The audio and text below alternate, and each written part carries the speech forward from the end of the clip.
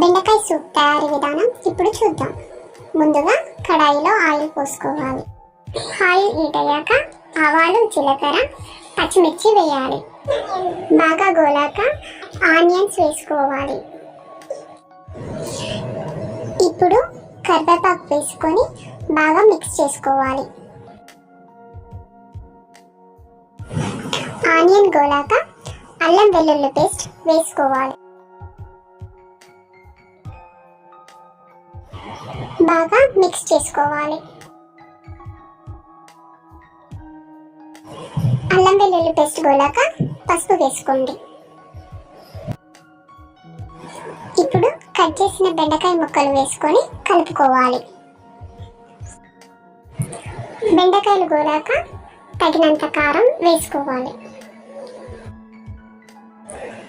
ఇప్పుడు ఉప్పు వేసుకోవాలి. ఇప్పుడు బాగా కలుపుకోవాలి. ఇప్పుడు ముందుగా తయారు చేసుకున్న చింతపండు పులుసును పోసుకోవాలి. ఈ టైంలో మీరు పులుపుకు తగ్గట్టు వాటర్ కూడా యాడ్ చేసుకోవచ్చు. బాగా కలుపుకున్నాక జీలకర్ర మెంతి పొడి వేసుకోవాలి. ఇప్పుడు మూత పెట్టుకొని మీడియం ఫ్లేమ్లో ఒక 10 నిమిషాలు ఉంచుకోవాలి.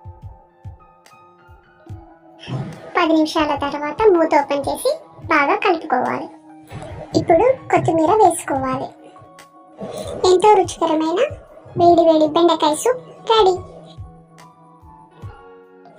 ఈ బెండకాయ సూప్ కర్రీని పిల్లలు ఎంతో ఇష్టంగా తింటారు.